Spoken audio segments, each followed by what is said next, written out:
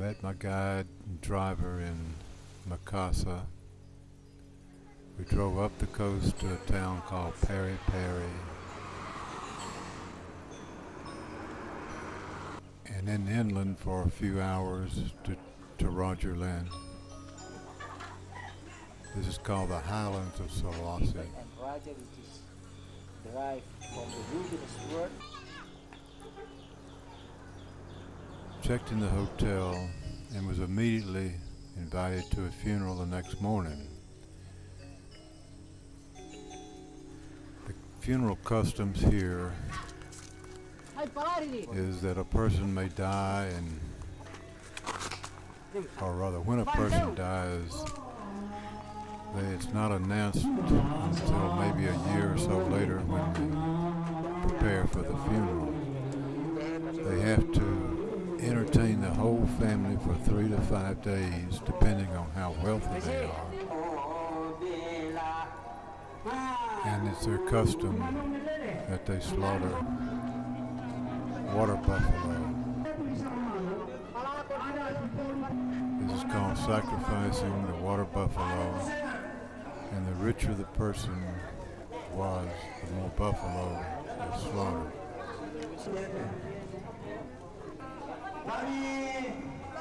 We spent the morning watching them sacrifice the water buffalo. Members of the family are assigned pavilions in this specially built area for the funeral. The knives that are used are handed down from family to family. And you'll notice the houses resemble ships, symbolizing they're coming to this island from southern Cambodia.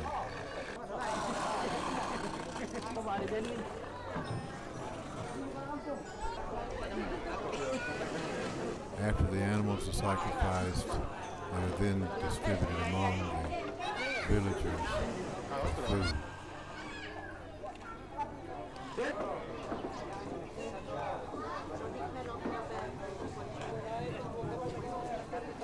You cannot see very well, it cannot.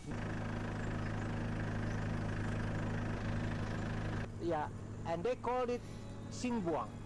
Yeah. In the late And then 1800s, the Dutch forced the people to become Christians. Ceremony. They were animists before, and many of the beliefs followed today are still animist.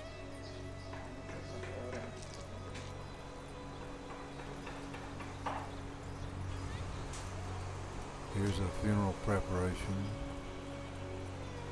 and a village. 3 days. The small structures you see, made like ships, are used for rice storage, and the large ones are used for their homes. Each little village has a Reformed church.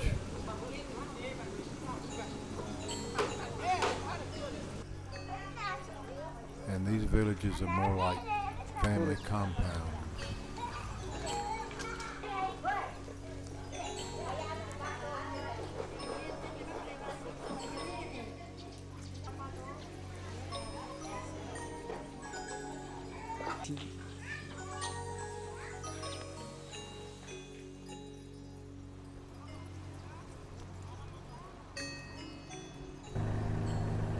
The burial of the body takes place several different ways in little above-ground structures, Yeah, or during the time they hole carved in the side of a rock. Rice is their main staple. Rice is eaten at every meal. The women serve the men first, and then they are free to eat what's left over. The villages are more like family compounds, with the husband moving into the village of the wife, and the wife owns the land and the houses.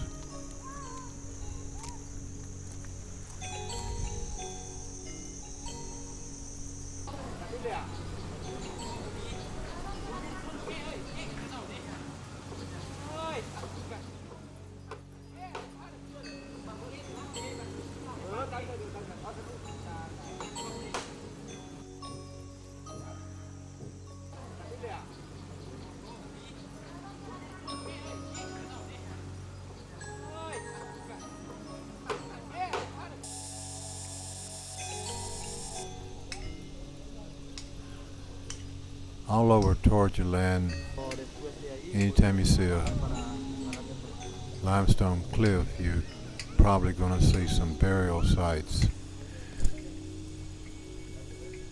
Another unique feature is that on the outside of the tomb they carve in wood a likeness of the person, and that is put on the outside of the tomb.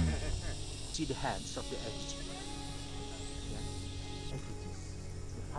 These have to be replaced every 15 to 20 years.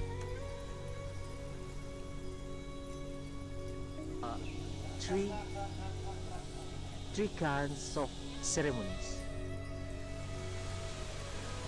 Also, when a young infant dies, a hole is carved in a living tree and a door put on there so that the infant may live with the tree.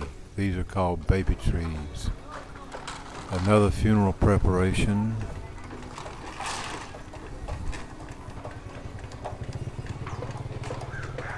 After 15 years. More cliff tombs. After, inside the grave, inside the botanic. The family of the deceased has to pay for someone to carve a niche in the rock, and sometimes it takes almost a year to do that.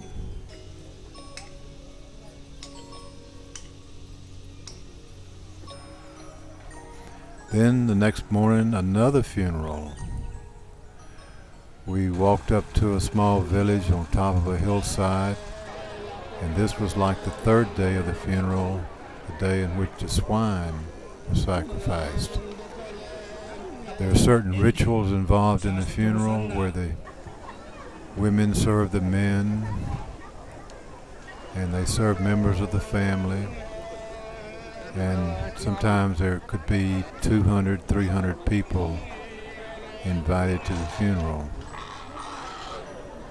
Swine are not sacrificed in front of the crowd. They are slaughtered behind the village. And here's the family members going into a little chapel for a tea ceremony.